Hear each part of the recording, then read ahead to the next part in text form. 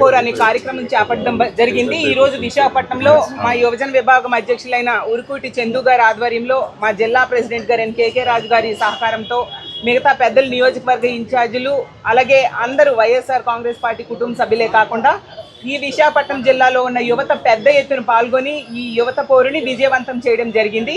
ఈ కూటమి ప్రభుత్వం అధికారంలోకి వచ్చాక మొట్టమొదట మోసం చేసింది యువతని, విద్యార్థుల్ని. ఎందుకంటే వాళ్ళ ఎన్నికల మేనిఫెస్టోలో చెప్పారు 20 లక్షల ఉద్యోగాలు లేదా 3,000 రూపాయలు నిరుద్యోగ భృతి అన్నారు. ఏడాది అయినా కూడా ఒక్క ఉద్యోగం కూడా భర్తీ చేయలేదు సరికదా, ఎవరికి 3,000 రూపాయలు నిరుద్యోగ భృతి ఇవ్వని పరిస్థితి. ఈ ఏడాది కాలంలో తీసుకుంటే ఈ రాష్ట్రంలో నిరుద్యోగులు 1,53,00,000 మంది ఉన్నారనేసి ప్రభుత్వమే చెప్పడం జరిగింది. అంటే ఒక్కొక్కరికి 36,000 రూపాయలు ఈ ప్రభుత్వం బాకీ పడింది నిరుద్యోగ భృతి ఇవ్వకుండా. అలాగే లోకేష్ గారు యువగలం పాదయాత్రలో చెప్పారు జాబ్ క్యాలెండరు జనవరి 1కి ఇస్తామని. జూన్ వచ్చేసింది, క్యాలెండర్ ఇయర్స్ మారుతున్నాయి తప్ప వీళ్ళు జాబ్ క్యాలెండర్ మాత్రం ఇవ్వని పరిస్థితి మనం చూసాం. యువగలంలో 3,000 రూపాయల నిరుద్యోగ భృతి గురించి ఎంతగానో ఓదరగొట్టారు. ఈరోజు తీసుకుంటే నిరుద్యోగ భృతికి మంగళం పాడారు, 20 లక్షల ఉద్యోగాలు మంగళం పాడారు. డిఎస్సి అన్నారు, ఒక్కరికైనా డిఎస్సి ద్వారా ఉద్యోగం ఇచ్చారా?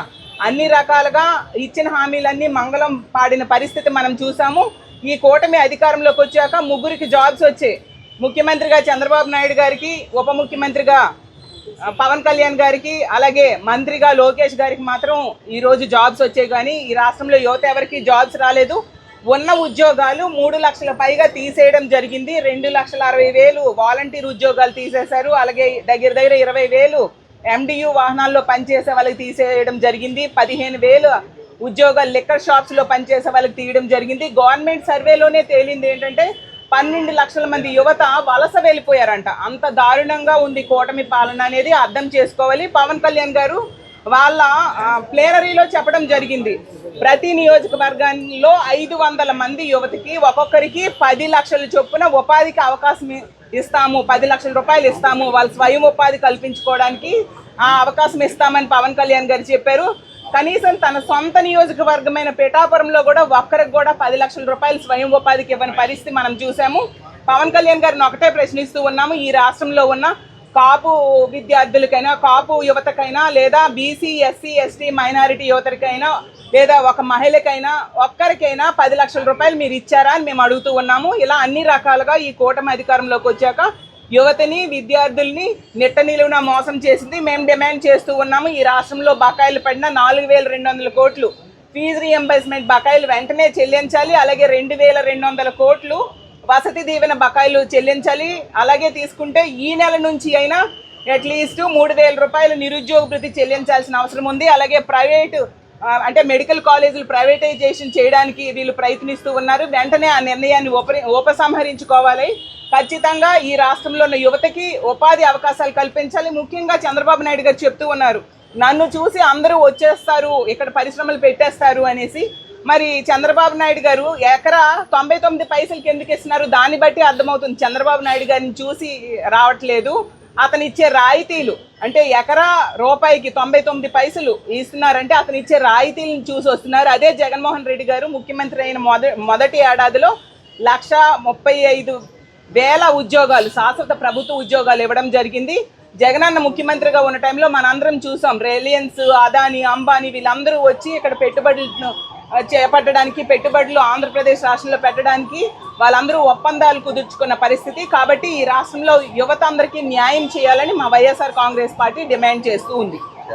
ముఖ్య ఉద్దేశం, ఎన్నికలకు ముందు జగన్మోహన్ రెడ్డి గారు సూపర్ 6, సూపర్ 7 అని మేనిఫెస్టోలో పొందుపరిచిన విధంగా ఎవరైతే నిరుద్యోగ యువకులు ఉన్నారో వారికి నెలకి 3,000 చొప్పున ఇస్తానని నిరుద్యోగ భృతి విషయంలో కానీ, అదేవిధంగా వసతి దీవెన, విద్యా దీవెనకి సంబంధించి మొదటి సంవత్సరం 2024లోని విడుదల చేయాల్సిన 3,900 కోట్లు కానీ, రెండో సంవత్సరం విడుదల చేయాల్సిన ఇంకొక 3,900 కోట్లకి సంబంధించి కానీ, ఆ రోజు యువగలంలో కానీ మేనిఫెస్టోలోనే కానీ పొందుపరిచిన విధంగా మీరు విడుదల చేస్తానన్న జాబు క్యాలెండర్ గురించి కానీ, ముఖ్యంగా ఒకవైపు ఉద్యోగాలు కల్పిస్తామని, విద్యా దీవెన, వసతి దీవెన ద్వారా విద్యార్థులు మేలు చేస్తా అని అవి చెయ్యపోకపోగా ఈరోజు ఈ కూటమి ప్రభుత్వం అధికారంలోకి వచ్చిన తర్వాత జగన్మోహన్ రెడ్డి గారు కల్పించిన 2,66,000 మంది వాలంటీర్లు ఉద్యోగులను తొలగించడం జరిగింది.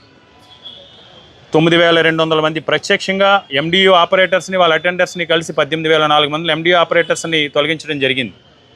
యాప్ కోర్సు సంబంధించి కూడా ఈరోజు పెండింగ్లో పెట్టడం జరిగింది.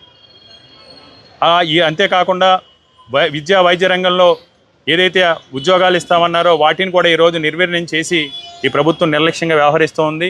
ఈరోజు మా యొక్క డిమాండ్ సంబంధిత కలెక్టర్ గారికి వైఎస్ఆర్ కాంగ్రెస్ పార్టీని మేము అందించడం జరిగింది. ఏదైతే షెడ్యూల్ ప్రకారం వీరు ఫీజు రియంబర్స్మెంట్ విడుదల చేయాలని, అంతేకాకుండా వసతి దీవెనకి సంబంధించి నిధులు కూడా మీరు విడుదల చేయాలని, వసతి దీవెన బకాయిలతో పాటు ఉద్యోగులు తొలగింపు ఏదైతే అవుట్సోర్సింగ్లో కానీ గత ప్రభుత్వంలో ఇచ్చి కల్పించిన ఉద్యోగాలు ఏదైతే తొలగిస్తున్నారో ఆ ఉద్యోగుల తొలగింపు వెంటనే ఆపాలని, ఇప్పటికే తొలగించిన ఉద్యోగులన్నింటినీ కూడా వారిని తిరిగి ఉద్యోగాల్లో మళ్ళీ చేర్చుకోవాలని, 20 లక్షల ఉద్యోగాలు కల్పిస్తానన్న ప్రక్రియను, ఎందుకంటే 20 లక్షల ఉద్యోగాలు 100% కూడా 20 లక్షల ఉద్యోగాలు కల్పిస్తామని మీరు నమ్మించి మోసగించి ఆశ కల్పించి ఈరోజు అధికారంలోకి వచ్చారు. అధికారంలోకి వచ్చిన తర్వాత మీరు నిరుద్యోగ భృతి విషయంలో కానీ నిరుద్యోగుల ఉద్యోగాల కల్పన విషయంలో కానీ కళ్ళబొల్లి మాటలతో మీ పచ్చ మీడియాలో అబద్ధ అసత్యపు కథనాలతో ఆడలేక మద్దులు తెరవన్న చందంగా వీటన్నీ కూడా చేయలేక ఈరోజు ప్రతి నెపాన్ని కూడా వైఎస్ఆర్ కాంగ్రెస్ పార్టీ పైన జగన్మోహన్ రెడ్డి గారి పైన నెట్టే ప్రయత్నం చేస్తున్నారు. కాబట్టి వెంటనే జాబ్ క్యాలెండర్ విడుదల చేయడంతో పాటు మీరు కల్పిస్తానని 20 లక్షల ఉద్యోగాలని కూడా తక్షణం కల్పించాలని మేము డిమాండ్ చేస్తున్నాం. అదేవిధంగా గ్రూప్స్ నోటిఫికేషన్కి సంబంధించి ప్రభుత్వ శాఖల్లో నోటిఫికేషన్స్ అన్నీ కూడా ఇచ్చి ప్రభుత్వ శాఖల్లో ఖాళీగా ఉన్న ఉద్యోగాలన్నింటినీ కూడా భర్తీ చేయాలని, నిరుద్యోగ భృతి నిధుల్ని వెంటనే విడుదల చేయాలని, ఇప్పటికే 36,000 మొదటి సంవత్సరానికి సంబంధించి బాకీ ఉన్న నిధులన్నింటినీ కూడా వెంటనే భర్తీ చేయాలని, అంతేకాకుండా మెడికల్ కాలేజీలకు సంబంధించి మీరు ప్రైవేటైజేషన్ చేయాలి. ప్రైవేట్ రంగంలో మీ తొత్తులకి మీ వెనకాల ఉన్న వారికి కట్టబెట్టి ప్రభుత్వ ఆస్తుల్ని కొల్లగొట్టి దారదత్తం చేయాలనుకున్న నిర్ణయాన్ని కూడా వెనక్కి తీసుకోవాలని ఈ సందర్భంగా మేము డిమాండ్ చేస్తున్నాం. ఎందుకంటే ప్రజల పక్షాన గౌరవప్రదమైన ప్రతిపక్షంగా వైఎస్ఆర్ కాంగ్రెస్ పార్టీ కూడా ఎప్పుడూ పోరాడుతూ ఉంది. ఈరోజు ఎవరైనా కూడా మన చంద్రబాబు నాయుడు గారు సంవత్సర కాలం పూర్తి చేసుకున్న సందర్భంగా కొన్ని ఛానల్స్లో ఇంటర్వ్యూ ఇస్తూ సిగ్గు లేకుండా నిస్సిగ్గుగా 14 సంవత్సరాల గతంలో ముఖ్యమంత్రి చేసిన వ్యక్తి సూపర్ 6 కానీ 143 హామీలు అన్నింటిని కూడా మేము అమలు చేశాం అంటే ప్రజలు ఏమన్నా అమాయకుల? ప్రజలు చెవుల్లో పువ్వులు పెట్టుకున్నారా? ఎవరైనా సూపర్ 6 గురించి మాట్లాడితే తోలు తీస్తారంట, అదపాతాలను తొక్కేస్తారంట, భూతాపితం చేస్తారంట. అంటే మీరు ఎంతమందిని భూతాపితం చేస్తారు? అంటే ఈ రాష్ట్రంలో వెనకబడిన వర్గాలకు సంబంధించి ఎవరైతే ఉన్నారో 1,60,00,000 మంది కుటుంబాలు కూడా వారి హక్కుల గురించి వారి సంక్షేమ పథకాల నుంచి ప్రశ్నిస్తే వారందరినీ కూడా మీరు భూతాపితం చేస్తారా? ఈరోజు ఈ రాష్ట్రంలో పూర్తిగా రాజ్యాంగ విలువల్ని కాలరాసి, అంబేద్కర్ గారి యొక్క రాజ్యాంగ విలువలన్నింటినీ కూడా కాలరాసి రెడ్ బుక్ రాజ్యాంగం పేరుతో ఈరోజు స్వప్రయోజనాలతో ఈరోజు కుట్రలతో కుతంత్రాలతో ఈ కూటమి ప్రభుత్వం రాజకీయాలు చేస్తూ ఉంది. మీరు ఎన్ని కుట్రలు కుతంత్రాలు చేసినా సరే మేము ప్రజల తరపున జగన్మోహన్ రెడ్డి గారి ఆదేశాల మేరకు వైఎస్ఆర్ కాంగ్రెస్ పార్టీ ప్రజలకు న్యాయం జరిగే వరకు, మీరు ఇచ్చిన హామీలన్నింటినీ కూడా అమలు చేసే వరకు కూడా మేము ప్రజల తరపున పోరాటం చేస్తామని ఈ సందర్భంగా తెలియజేసుకుంటూ, అదేవిధంగా ఈరోజు టెక్నాలజీ నేను చూసాం. మనం పల్నాడుకి సంబంధించి జరిగిన సంఘటనలో స్వయంగా ఆ రోజు సంఘటన జరిగిన రోజు ఆ జిల్లా ఎస్పీ ఏదైతే సింగయ్యకి సంబంధించి యాక్సిడెంట్ జరిగిందో అది జగన్మోహన్ రెడ్డి గారి వాహనం కాదు అని ఆ రోజు జిల్లా ఎస్పీ ఆ రోజు స్టేట్మెంట్ ఇవ్వడం జరిగింది. ఈరోజు ఏఐ టెక్నాలజీని ఉపయోగించి దాన్ని ఏఐ టెక్నాలజీ ద్వారా కొత్తగా వీడియోలు క్రియేట్ చేసి ఈరోజు మళ్ళీ అదే ఎస్పీ చేత బలవంతంగా ఇది జగన్మోహన్ రెడ్డి గారి వెహికల్ కింద సింగి అన్న వ్యక్తి ఈరోజు యాక్సిడెంట్ అయ్యిందని ఈరోజు జగన్మోహన్ రెడ్డి గారి మీద కూడా ఏదో రకంగా జగన్మోహన్ రెడ్డి గారు ప్రజల్లోకి వస్తే ప్రజలు కదిలించకుండానే కదిలి వచ్చి కథం తొక్కి ఈరోజు జగన్మోహన్ రెడ్డి గారి వెంట వేలాది మంది నడుస్తూ ఉన్నారు.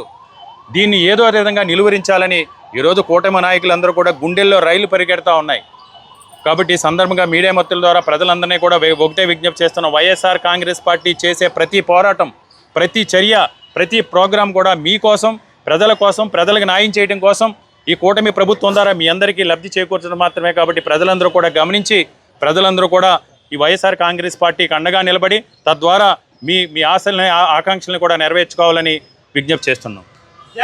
సంవత్సర కాలం దాటినా సరే ఈ రోజుకి కూడా మరి వారి ఎన్నికల్లో చెప్పినట్టు ముఖ్యంగా యువకులకి 20 లక్షల ఉద్యోగాలు ఇస్తామని, ఇంటికి ఒక ఉద్యోగం ఇస్తామని, నిరుద్యోగ భృతి చెల్లిస్తామని, బాబు వస్తే జాబ్ గ్యారెంటీ అని చెప్పి ఎన్నికల్లో ఎన్నో కళ్ళబొల్లి మాటలు చెప్పి యువకుల ఓట్లన్నీ ఎంచుకుని ఈరోజు అధికారం చేపట్టిన ఈ ప్రభుత్వం మరి అధికారంలోకి వచ్చాక వారికి ఇచ్చిన హామీలన్నీ కూడా పూర్తిగా గాలికి వదిలేశారు. మొన్న సంవత్సర కాలానికి కూడా నిరుద్యోగ భృతి సుమారు ఒక్కొక్క యువకుడికి 36,000 చొప్పున సుమారు 57,600 కోట్లు రిలీజ్ చేయాల్సిన రిలీజ్ చేయలేదు. ఆ సంవత్సరం అలా గడిచిపోయింది. ఈ సంవత్సరం కూడా బడ్జెట్లో కనీసం ఆ నిరుద్యోగ భృతి నిధులు కూడా కేటాయించలేదు. మీరు ఎప్పుడూ కూడా యువకులను మోసం చేయడం పనిగా పెట్టుకున్నారా? మీ కళ్ళబొల్లి మాటలు నమ్మి వారు మీకు ఓట్లేసి మిమ్మల్ని గెలిపించారు. వారిని ఎందుకు అలా వారి భవిష్యత్తుతో ఆడుకుంటున్నారు అని చెప్పి మీ అందరూ కూడా వైఎస్ఆర్ కాంగ్రెస్ పార్టీ మా రాష్ట్ర అధ్యక్షులు మాజీ ముఖ్యమంత్రి శ్రీ వైఎస్ జగన్మోహన్ రెడ్డి ఆదేశాల మేరకు ఇవాళ యూత్ బోర్డు నిర్వహించి కలెక్టరేట్లో మరి వినతిపత్రం ఇవ్వడం జరిగింది. ఈ హామీలన్నీ ఎప్పుడు నెరవేరుస్తారు, నిరుద్యోగులు ఎప్పుడు చెల్లిస్తారు, అలాగే వాలంటీర్లందరినీ కూడా ఇంటికో జాబ్ అన్నారు, అది పక్కన పెట్టి ఉన్న జాబ్లన్నీ కూడా పీక్ పారేస్తున్నారు. వాలంటీర్లే అందరినీ కూడా సుమారు 2 లక్షల మందిని కూడా వాళ్ళు రోడ్డున పడ్డారు. వాళ్ళకి ఎన్నికల్లో 10,000 రూపాయలు శాలరీ పెంచుతామని చెప్పి అన్నారు. ఆ హామీ కూడా లేదు. నిర్దాక్షిణ్యంగా వాళ్ళందరినీ కూడా పక్క తీస్తారు. అలాగే రేషన్ డోర్ డెలివరీ చేసే వారిని కూడా 10,000 మందిని సుమారు వారిని కూడా తొలగించడం జరిగింది. అలాగే ప్రభుత్వ మద్యం దుకాణంలో పనిచేసే వారిని తొలగించడం జరిగింది. అలాగే ఇప్పుడు ఎక్కడ చూసినా సరే